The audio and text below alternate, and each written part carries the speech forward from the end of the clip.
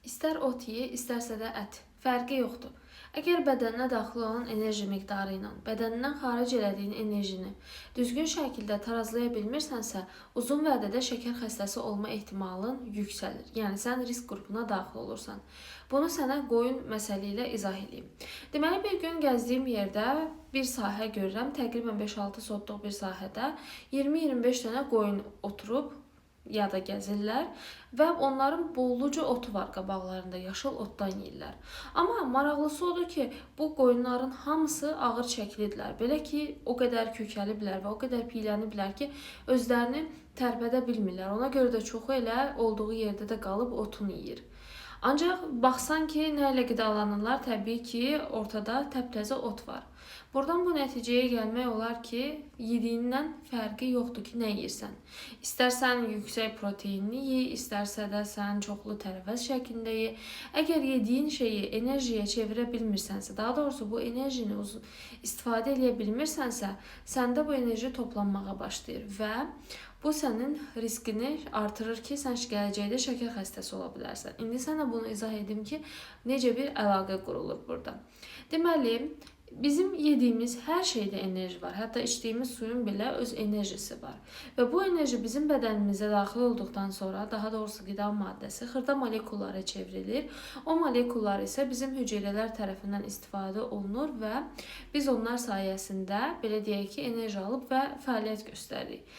Əgər biz uzun müddət bu qidanı qəbul etsək, ancaq fəaliyyət göstərməsə, yaxud da lazım olandan daha az hərəkət eləsək, bu zaman fərqi yoxdur nə yeyirsiniz yeyin, aldığınız enerji bədəninizdə toplanmağa başlayır.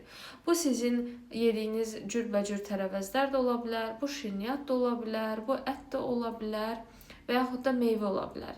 Və bunlar bədəndə müxtəlif proseslərə məruz qaldıqdan sonra lazım olmadığı üçün gələcəkdə lazım olar deyə ehtiyat qida maddəsi, ehtiyat depo olaraq bədənin müxtəlif yerlərində toplanır.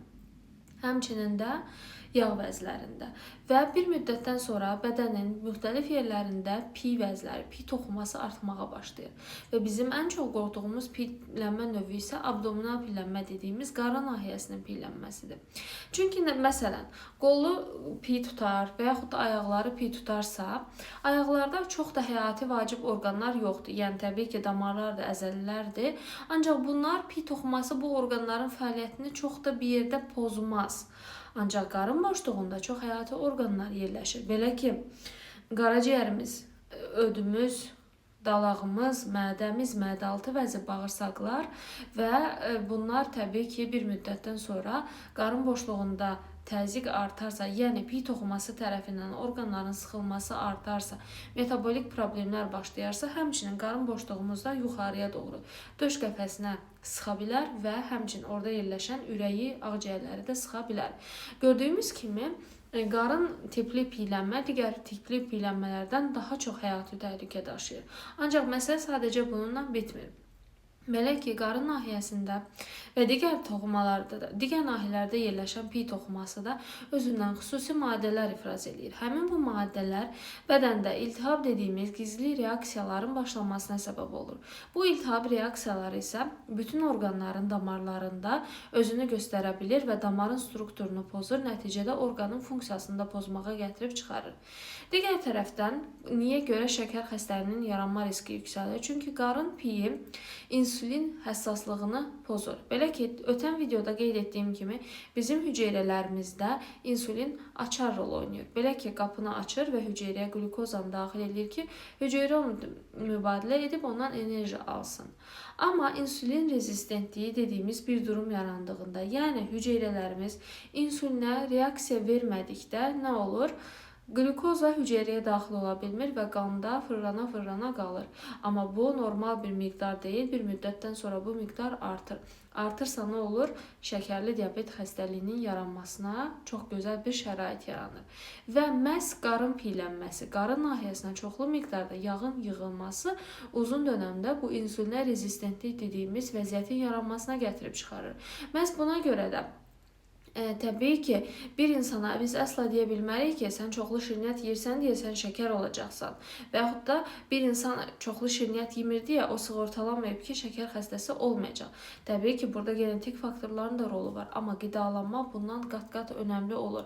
Və nəzərə alsaq ki, şəkər xəstəliyi günümüzdə get-gedə artır və bununla bərabər olaraq piyələnmə, artıq çəki də get-gedə artır və ortada aydın bir mənzərə yaranır ki, bu iki xəstəlik arasında bir-biri ilə güclü əlaqə var. Nəinki bu iki, həmçinin qarın piyinin artması, qarında piyələnmənin çoxalması və digər orqanların da ətrafının piy toxuması tutulması, həmçinin damar fəaliyyətini pozduğu kimi qan təzyiqinin də normal və regulyasiyasını pozur. Yəni qan təzyiqimiz də normal fəaliyyət göstərmir.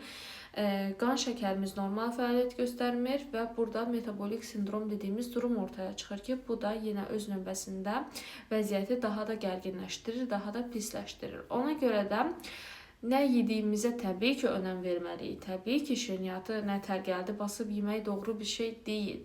Amma hər şeyi basıb yemək doğru bir şey deyil nəticə etibarilə. Və yediyimiz şeyi hərəkətə çevirmək, sərf eləmək uzun vədədə bizim orqanizmimizə verəcəyimiz ən doğru, orqanizmimizə qarşı atacağımız ən doğru addımlardan biridir. Ona görə də şirniyyat təkcə şirniyyat düşmən deyil, doğru şəkildə qidalanmamaq və doğru şəkildə hərəkət etməməkdir əsas məsələ.